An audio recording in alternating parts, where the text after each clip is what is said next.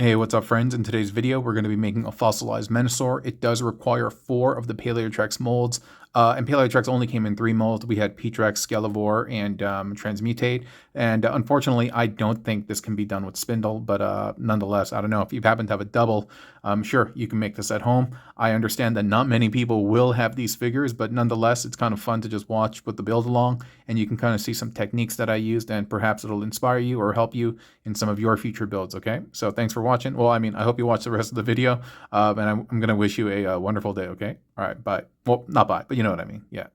Alrighty, this is as much as I can get him in the shot, and now with that intro out of the way, let's actually start with the arms, and then we will move on to the legs, okay?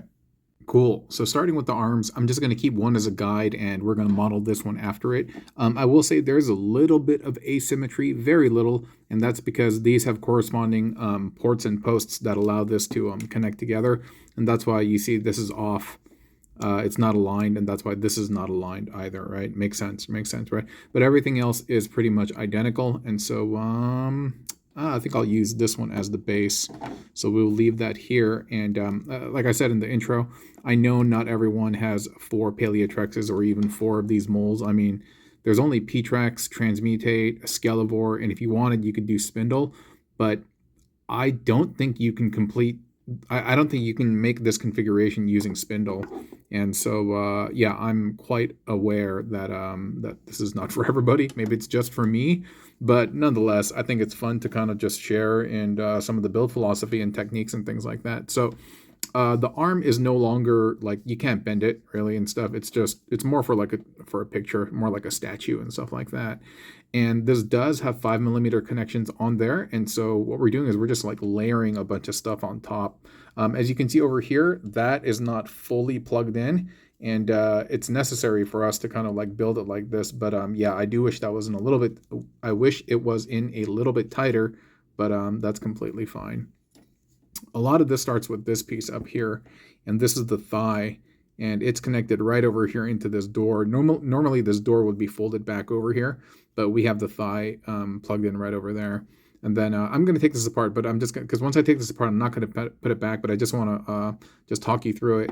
And on this side, on the adjacent side where there's like a hole, we have this bit connected, and then this bit comes down, it bends the knee connector, and it plugs into this axe bit. And then that axe bit has a Paleotrex head threaded through it. It comes down, and then it connects as best as possible into that frilly part of the tail. The tail plugs into the dino face, and the dino face plugs into the arm. So if we're really looking at the areas that are plugged in, dino face plugged into the arm. All this other stuff, none of it is plugged in except at the top. So really just right here, and everything is just kind of hanging in the balance, so to speak. Once I remove this, you're going to see everything just kind of, you see that? Yeah, all of that just kind of comes off. And once I take this bit off, yeah, this entire piece comes off, right? So if you're going to build it, have the dino face in, plug in the frilly part of the tail, and then twist that part 90 degrees. Okay.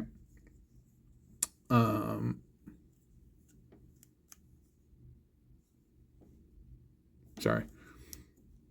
And then that bit is just plugged into this axe-looking thing that has the dino skull threaded through, and this bit is just plugged in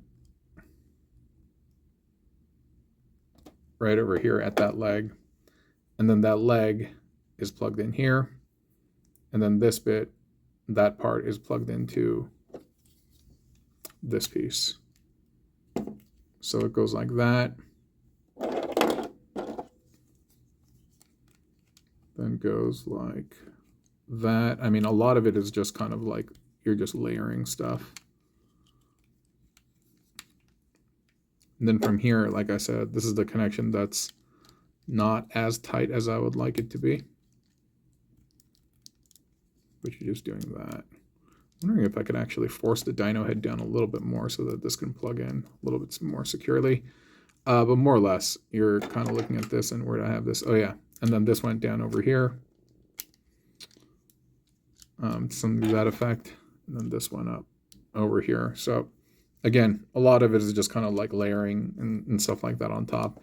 Do I wish it could be segmented and so arm could move? Yes, of course, absolutely, you know. But this is what I was able to do just using one P-Trex. Okay, now that the arms are done, we're going to move on to the legs, okay? Oh, and before I forget, there are some top areas, actually. There is something done with the torso, and what you got to do is these arms that would normally be sitting down over here, we're flipping them up, having them like come forward, and then we're just plugging this bit into there. And this is just two claws plugged into one another. This port, or excuse me, post is plugging into the wrist, and the same thing over here. This post is plugging into the wrist, and using the thumb, we're just going to thread it through his hand, and that kind of drapes over to look like he has some type of like skull armor or skeleton armor or something like that, skeleton suspenders. But yeah, that's what's done with the torso, nothing else. All right, now we'll work on the legs, and the legs are probably the most sturdiest part of the build. And yeah, it's pretty fun. It's pretty fun in terms of how it connects. We'll use this as our model to guide us. Over here, this is really interesting. See that little tab on the tail? We're going to use that to tab into the side of that. Neat, right? So that's just that. And a lot of this is like, this is not, like, it's very secure. It's not going to go anywhere. And everything is just kind of wedged in. You see the front of that is hitting this knee. And this is not really plugged in anywhere. It's all this tension that's created back over here. And I think it's really, really well done. It looks quite nice. It's very compact. Everything's squeezed in. And what you're looking at is, I'm trying to see where this actually connects. No, I think it's all just wedge. And the head over here, you can see that it is adorned by these the Paleotrex calves, but once you plug them in there, what's great is that they press up against this. I like that a lot. And so I'll just kind of remove them for now. You can see it's starting to get like a little bit looser, right? Because there's no real connection there. It's all just wedge. And what's really holding it together are these two bits. Let me see if I can. Well, maybe we'll just remove this first.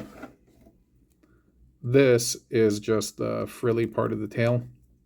And then we have it sandwiched between two claws. And, hey, wait a minute. Okay, no, never mind.